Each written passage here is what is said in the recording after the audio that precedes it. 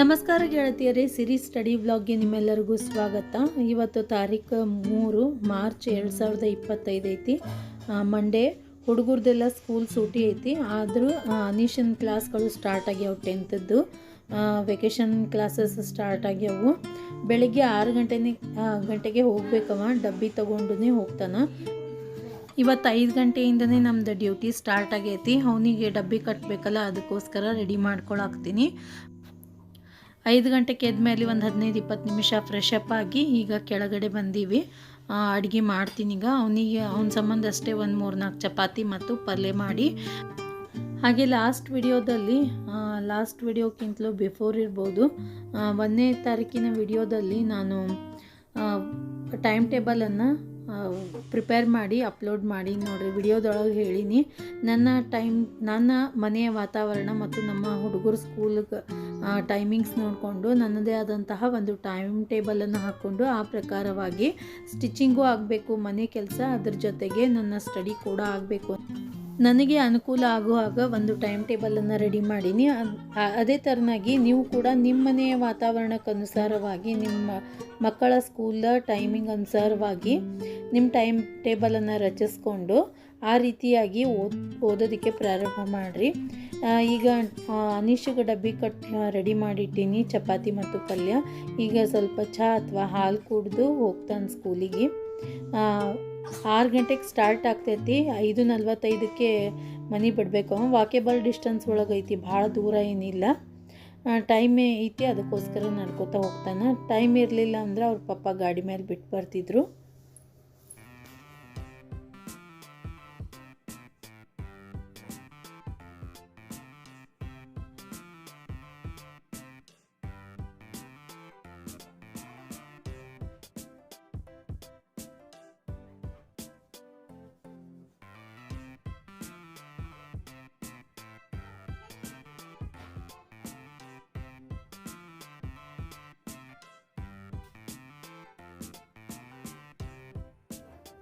ಇನ್ನೂ ಬೆಳಕಾಗಿಲ್ಲ ನೋಡ್ರಿ, ಸ್ವಲ್ಪ ಕತ್ಲನೇ ಐತಿ.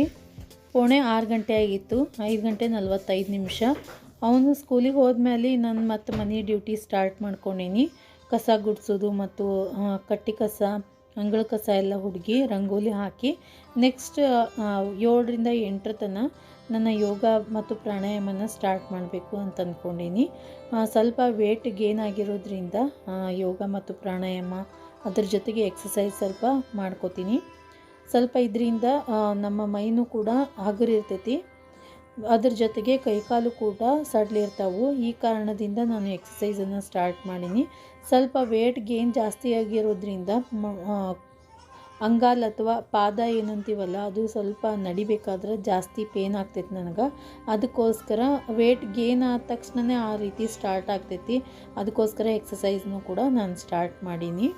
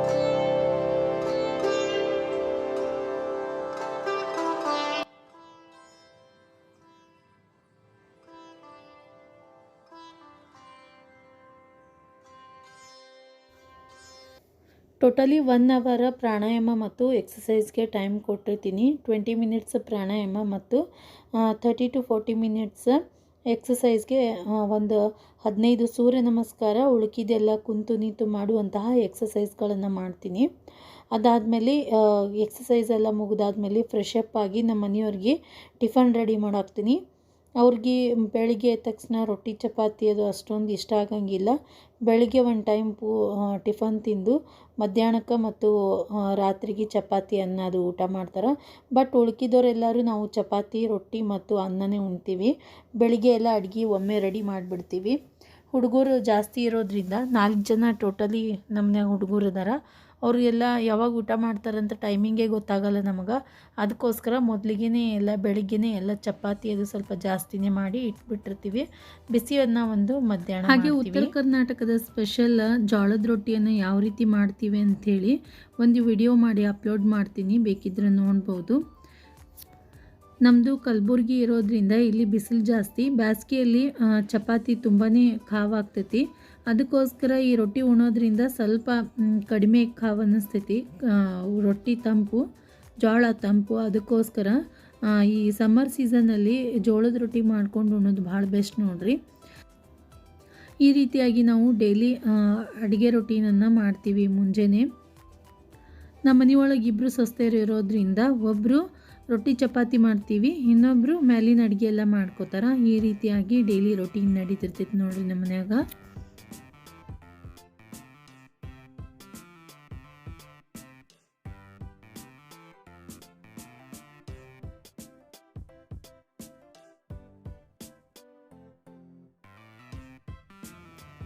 ಅಡುಗೆ ಎಲ್ಲ ಮುಗಿಸಿ ಕಿಚನ್ ಕ್ಲೀನ್ ಮಾಡಿಕೊಂಡು ಎಲ್ಲ ಕೆಳಗಿಂದೆಲ್ಲ ಕ್ಲೀನ್ ಮಾಡಿಕೊಂಡು ಎಲ್ಲ ಮುಗಿಸುವಷ್ಟಿಗೆ ಇವತ್ತು ಜಲ್ದಿ ಎದ್ದಿರೋದ್ರಿಂದ 12:15 ಮುಗೀತು ಕೆಳಗಿನ ಕೆಲಸ.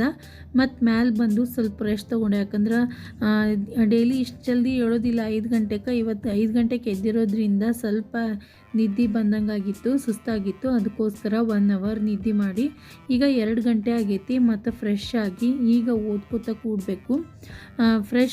ಫ್ರೆಶ್ ಮೈಂಡ್ ಇರೋದ್ರಿಂದ ನಾನು ಯಾವಾಗಲೂ ಮೊದಲಿಗೆ ಸೈಕಾಲಜಿ ರೀಡ್ ಮಾಡಿ ಬಿಟ್ಬಿಡ್ತೀನಿ.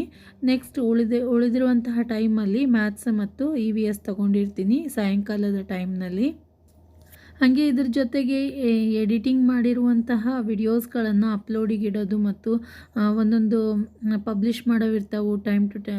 ಟೈಮ್ ನೋಡಿಕೊಂಡು ಪಬ್ಲಿಷ್ ಮಾಡ್ತಿರ್ತೀನಿ. ಈ ರೀತಿಯಾಗಿ ಅಭ್ಯಾಸದ ಜೊತೆಗೆ ಅದನ್ನು ಕೂಡ ನಡೀತಿರ್ತೈತಿ. ಆದರೆ ಮೊದಲೇ ಎಡಿಟಿಂಗ್ ಮಾಡಿ ಇಟ್ಬಿಟ್ಟಿರ್ತೀನಿ. ಎಕ್ಸ್ಪೋರ್ಟ್ ಮಾಡೋಕ್ಕೂ ಕೂಡ ಬಹಳಷ್ಟು ಟೈಮ್ ಬೇಕು. ಎಡಿಟಿಂಗಿಗೆ 1 ಅವರ್ ಆದರೆ ಒಂದು 15 to 20 ನಿಮಿಷ ಎಕ್ಸ್ಪೋರ್ಟ್ ಆಗಬೇಕು. ಅದನ್ನು ಅಪ್ಲೋಡ್ ಮಾಡಬೇಕಾದ್ರೂ ಕೂಡ ಸ್ವಲ್ಪ ಟೈಮ್ ಜಾಸ್ತಿ ತೊಗೋತೈತಿ. ಸೈಕಾಲಜಿದು 5ನೇ ಪಾಠ ಸ್ಟಾರ್ಟ್ ಆಗೈತಿ. ಆಲ್ರೆಡಿ ಒಂದು ವಿಡಿಯೋದಲ್ಲಿ ತೋರಿಸೀನಿ. ಎಸ್ಟರ್ಡೇನೇ ಸ್ಟಾರ್ಟ್ ಮಾಡೀನಿ. ಬಹಳ ಇಂಟ್ರೆಸ್ಟಿಂಗ್ ಲೆಸನ್ ನೋಡ್ರಿ. ಇಲ್ಲಿ ಪ್ರಯೋಗಗಳು ಆಗ್ತಾವು. ಮತ್ತು ಇನ್ನೊಂದು ವಿಷಯ ಏನಂತಂದ್ರೆ ಇದ್ರ ಮೇಲೆ ಪ್ರತಿಯೊಂದು TETಯಲ್ಲೂ ಕೂಡ ಕೇಳಿರ್ತಾರೆ ಕ್ವಶನ. ಆದರೆ ಎಷ್ಟು ನೀಟಾಗಿ ಓದ್ಕೊಂಡ್ರು ಅಲ್ಲಿ ಎಕ್ಸಾಮ್ ಹಾಲ್ನಲ್ಲಿ ಹೋದಾಗ ಸ್ವಲ್ಪ ಕನ್ಫ್ಯೂಸ್ ಆಗೇ ಆಗ್ತೈತಿ. ಸ್ವಲ್ಪ ರಿಲ್ಯಾಕ್ಸ್ ಮೈಂಡಿಂದ ನಾವು ವಿಚಾರ ಮಾಡಿ ಯಾರ ಪ್ರಯೋಗಕ್ಕೆ ಅನುಸಾರವಾಗಿ ಇದನ್ನು ಕೊಟ್ಟಾರಂತ ತಿಳ್ಕೊಂಡು ಟಿಕ್ ಹಾಕಬೇಕಾಗ್ತೈತಿ. ಸ್ವಲ್ಪ ಚೆನ್ನಾಗಿ ಓದ್ಕೊರಿ ಈ ಲೆಸನನ್ನು. ಮತ್ತು ಬಹಳಷ್ಟು ಜನ EVS ಯಾವ ಬುಕ್ ರೆಫರ್ ಮಾಡಬೇಕು ಅಂಥೇಳಿ ಮತ್ತು ಸೋಷಿಯಲ್ ಸೈನ್ಸ್ಗೆ ಯಾವ ಬುಕ್ಸ್ಗಳನ್ನು ರೆಫರ್ ಮಾಡಬೇಕು ಅಂಥೇಳಿ ಬಹಳಷ್ಟು ಜನ ಕೇಳಾಕತ್ತಿದ್ರಿ. EVSಗಾಗಿ ನಾನು ಆ್ಯಪನ್ನು ಒಂದು ಲಿಂಕ್ ಕೊಟ್ಟೀನಿ ಪ್ರೈಮರಿ ಸ್ಕೂಲ್ ಬುಕ್ಸ್ಗಳಿಗಾಗಿ. ಆ ಆ್ಯಪನ್ನು ಡೌನ್ಲೋಡ್ ಮಾಡಿಕೊಂಡು ಅಲ್ಲಿ ನಿಮಗೆ ಬೇಕಾದಂತಹ ಬುಕ್ಕನ್ನು ಡೌನ್ಲೋಡ್ ಮಾಡ್ಕೊರಿ. ಫೈಲಲ್ಲಿ ಬರ್ತೈತಿ. ಮತ್ತು ಬೇಕಿದ್ರೆ ನೀವು ಓದಿದಾದ್ಮೇಲೆ ಡಿಲೀಟ್ ಮಾಡ್ಬೋದು. ನಿಮಗೆ ಬೇಕಾದವಾಗ ಮತ್ತೆ ಡೌನ್ಲೋಡ್ ಮಾಡ್ಕೋಬೋದು. ಆ ಆ್ಯಪ್ ಅಂತೂ ತುಂಬಾ ಯೂಸ್ಫುಲ್ ಐತಿ. ಆಲ್ರೆಡಿ ಒಂದು ಪೂರ್ತಿ ವಿಡಿಯೋ ಮಾಡಿ ನನ್ನ ಚಾನಲ್ ಒಳಗೆ ಅಪ್ಲೋಡ್ ಮಾಡೀನಿ. ಮೇಲ್ಗಡೆ ಲಿಂಕ್ ಕೊಟ್ಟಿರ್ತೀನಿ ನೋಡಿರಿ. ಈ ವಿಡಿಯೋ ಎಂಡಲ್ಲೂ ಕೂಡ ಲಿಂಕ್ ಕೊಟ್ಟಿರ್ತೀನಿ ಮತ್ತು ಡಿಸ್ಕ್ರಿಪ್ಷನ್ ಬಾಕ್ಸ್ನಲ್ಲೂ ಕೂಡ ಲಿಂಕ್ ಕೊಟ್ಟಿರ್ತೀನಿ. ಅದ್ರ ಮೇಲೆ ಕ್ಲಿಕ್ ಮಾಡೋದ್ರ ಮೂಲಕ ನೋಡ್ಬೋದು. ಮತ್ತು ಸೋಷಿಯಲ್ ಸೈನ್ಸ್ಗಾಗಿ ನೀವು SR ಎಜುಕೇಷನ್ ಚಾನಲನ್ನು ಫಾಲೋ ಮಾಡೋದು ತುಂಬಾ ಒಳ್ಳೆಯದು. ಅವರು 6th to 10th ಎಲ್ಲ ಲೆಸನ್ಸ್ಗಳನ್ನು ಕವರ್ ಮಾಡ್ಕೊಂಡಾರ. ನಿಮ್ಗೆ ಅಲ್ಲಿ ಸೆಕೆಂಡ್ ಪೇಪರ್ಗಾಗಿ ಬರುವಂತಹ ಎಲ್ಲ ಲೆಸನ್ಗಳು ಪೂರ್ತಿಯಾಗಿ ಕವರ್ ಆಗ್ಯಾವು. ಫಸ್ಟಿಗೆ ಅದು ಚಾನಲನ್ನು ಪೂರ್ತಿ ಮುಗಿಸ್ಕೊಂಬಿಡ್ರಿ. ಎಲ್ಲ ವಿಡಿಯೋಸ್ಗಳು ಅಲ್ಲಿ ಬಂದಾವೆ. ನಿಮಗೆ ಎಕ್ಸ್ಟ್ರಾ ಬೇಕಿದ್ರೆ ಫಸ್ಟ್ ಇಯರ್ ಸೆಕೆಂಡ್ ಇಯರ್ನು ಕೂಡ ಕ್ಲಾಸ್ ಮಾಡ್ಯಾರ ಅವರು. PU first year second year ಅಲ್ಲಿನೂ ಕೂಡ ನೀವು ನೋಡ್ಬೋದು. ಅದ್ರ ಜೊತೆಗೆ ನೀವು ಕೂಡ ಬುಕ್ಸ್ಗಳನ್ನು ಓದ್ಕೊರಿ. ಅವರು ನೋಟ್ಸ್ ಕೂಡ ಕೊಟ್ಟಿರ್ತಾರೆ. ಅದ್ರ ಜೊತೆಗೆ ಒಂದು 200 ರೂಪಾಯಿನ ತೊಗೊಂಡು PDF ಕೊಡ್ತಾರೆ. ಅದ್ರ ಜೊತೆಗೆ ಘಟಕ ಪರೀಕ್ಷೆ ಕೂಡ ತಗೋತಾರೆ ಪಾಠ ಆದಮೇಲೆ. ಈ ಘಟಕ ಪರೀಕ್ಷೆ ತೊಗೊಳೋದ್ರಿಂದ ನಾವು ಎಷ್ಟು ಓದಿವಿ ಎಷ್ಟು ಕೇಳಿವಿ ಅಂತ ಅಲ್ಲೇ ನಾವು ನಮ್ಮನ್ನು ತೂಕ ಮಾಡ್ಕೋಬೋದು. ಇದರಿಂದ ಮತ್ತು ಇನ್ನೂ ಎಷ್ಟು ನಾವು ಎಫರ್ಟ್ ಹಾಕಬೇಕು ಅನ್ನೋದು ಕೂಡ ನಮಗೆ ಅಲ್ಲೇ ಗೊತ್ತಾಗ್ಬಿಡ್ತೈತಿ. ಅದಕ್ಕೋಸ್ಕರ ಆ ಚಾನಲ್ ಬೆಸ್ಟ್ ಅಂತ ನನಗನ್ನಿಸ್ತೈತಿ. ಅದ್ರ ಜೊತೆಗೆ ಅವರು ಸೈಕಾಲಜಿ ಪಾಠಗಳನ್ನು ಕೂಡ ಹೇಳಾಕ್ತಾರೆ. ಅದು ಕೂಡ ತುಂಬಾ ಇಂಪಾರ್ಟೆಂಟ್ ಆದಂತಹ ಪ್ಲೇಲಿಸ್ಟ್ ಐತಿ. ಅಲ್ಲಿನೂ ಕೂಡ ನೀವು ನೋಡ್ಬೋದು. ಎಲ್ಲ ಲೆಸನ್ಗಳನ್ನು ಕವರ್ ಮಾಡ್ಕೊಳಾಕ್ತಾರೆ ಕ್ವಶನ್ ಆನ್ಸರ್ ಜೊತೆಗೆ. ಈ ರೀತಿಯಾಗಿ ನಾನು EVS ಮತ್ತು ಸೋಷಿಯಲ್ ಸೈನ್ಸ್ಗಾಗಿ ಫಾಲೋ ಮಾಡುವಂತಹ ಚಾನಲ್ ಮತ್ತು ಬುಕ್ಸ್ಗಳ ಬಗ್ಗೆ ನಿಮಗೆ ಹೇಳಿಕೊಟ್ಟೀನಿ. ಈ ರೀತಿಯಾಗಿ ಮಧ್ಯಾಹ್ನದ ಟೈಮಲ್ಲಿ ನಾನು ಕಲಿಕೆ ಪಾಠವನ್ನು ಸೈಕಾಲಜಿಯನ್ನು ರೀಡ್ ಮಾಡೀನಿ ಮತ್ತು ಅದ್ರ ಜೊತೆಗೆ ನೋಟ್ಸ್ ಕೂಡ ಮಾಡ್ಕೊಂಡಿರ್ತೀನಿ. ಸ್ವಲ್ಪ ಟೈಮ್ ಜಾಸ್ತಿ ಹಿಡಿತೈತಿ. ಬರೀ ರೀಡ್ ಮಾಡೋದಾದ್ರೆ ಒಂದು ಅರ್ಧ ಪಾಠ ಮುಗಿಸ್ಬೋದು, ಬಟ್ ನೋಟ್ಸ್ ಕೂಡ ಮಾಡ್ಕೋತೀನಿ. ಹೀಗಾಗಿ ಟೈಮ್ ಜಾಸ್ತಿ ಹಿಡಿತೈತಿ. ಅದಾದಮೇಲೆ ಮಧ್ಯಾಹ್ನ 4:15 ಅಭ್ಯಾಸ ಮುಗಿಸಿದಾದ್ಮೇಲೆ ಸ್ವಲ್ಪ ಸ್ಟಿಚಿಂಗ್ದು ಕೆಲಸ ಇತ್ತು. ಕಟ್ಟಿಂಗ್ ಮಾಡಿ ಇಟ್ಕೊಂಡಿನಿ ಎಲ್ಲ ಡ್ರೆಸ್ಗಳನ್ನು ಮತ್ತು ಬ್ಲೌಸು ಪಿಕೋ ಫಾಲ್ ಇತ್ತು, ಅದೆಲ್ಲ ಮಾಡಿ ಒಮ್ಮೆ ನೈಟ್ ನಮ್ಮ ಮನೆಯವರು ಕೂಡ ಇವತ್ತು ಜಲ್ದಿ ಬಂದಿದ್ದರು. ಹೀಗಾಗಿ ಅವ್ರಿಗೆಲ್ಲ ಊಟಕ್ಕೆ ಕೊಟ್ಟಾದಮೇಲೆ 10:30 ಪೌಣೆ 11ಕ್ಕೆಲ್ಲ ಮ್ಯಾಲೆ ಬಂದಿದ್ವಿ.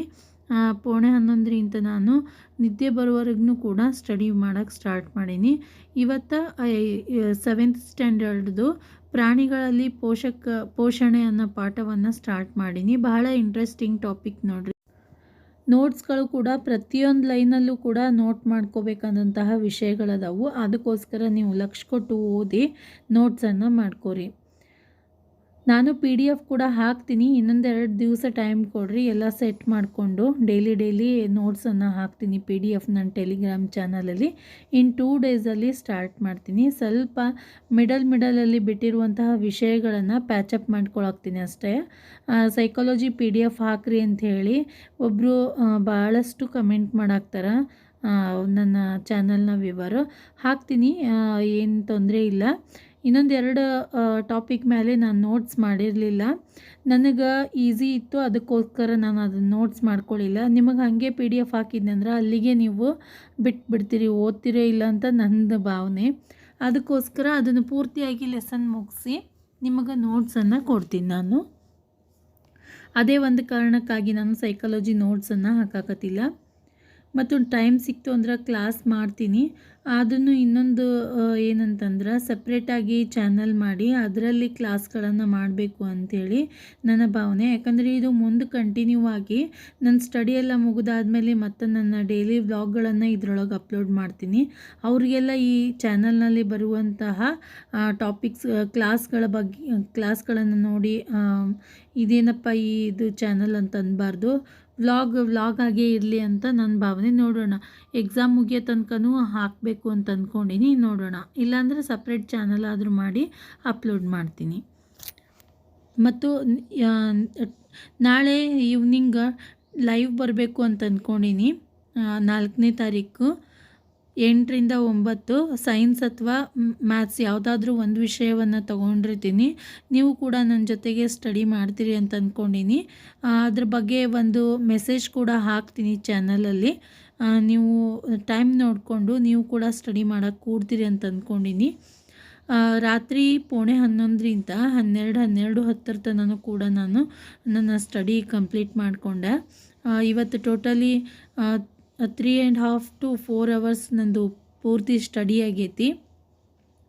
ಸೈನ್ಸ್ ಆಲ್ಮೋಸ್ಟ್ ಈ ಲೆಸನ್ ಮುಗಿಯೋಕ್ಕೆ ಬಂದೈತಿ. ಲಾಸ್ಟಿಗೆ ಪೂರ್ತಿ ನಿದ್ದೆ ಬರಾಕ್ತಿತ್ತು. ಹೀಗಾಗಿ ಜಾಸ್ತಿ ಓದಕ್ಕೆ ಹೋಗಲಿಲ್ಲ. ಅಲ್ಲಿ ನೋಟ್ಸ್ ಮಾಡ್ಕೋಬೇಕಾದ್ರೆ ಸ್ವಲ್ಪ ಪ್ರಾಬ್ಲಮ್ ಆಗಿಬಿಡ್ತೈತಿ.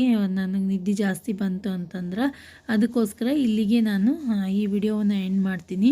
ಈ ವಿಡಿಯೋ ನಿಮಗೆಲ್ಲ ಹೆಂಗೆ ಅನ್ನಿಸ್ತು ಅಂತ ಹೇಳಿ ನೋಡಿ ನನಗೆ ಕಮೆಂಟ್ ಸೆಕ್ಷನಲ್ಲಿ ತಿಳಿಸ್ರಿ. ಇಷ್ಟ ಆಗಿತ್ತು ಅಂದರೆ ಲೈಕ್ ಮಾಡಿರಿ. ನಿಮ್ಮ ಪ್ರತಿಯೊಂದು ಲೈಕು ಮತ್ತು ನಿಮ್ಮ ಸಬ್ಸ್ಕ್ರಿಪ್ಷನ್ನ ನನಗೆ ಹೊಸ ವಿಡಿಯೋಸ್ಗಳನ್ನು ಮಾಡೋದಕ್ಕೆ ಒಂದು ಮೋಟಿವೇಶನ್ ಸಿಕ್ಕಂಗೆ ಆಗ್ತೈತಿ. ಅದಕ್ಕೋಸ್ಕರ ಈ ವಿಡಿಯೋವನ್ನು ನೋಡಿದ್ದಕ್ಕೆ ನಿಮ್ಮೆಲ್ಲರಿಗೂ ಧನ್ಯವಾದಗಳು.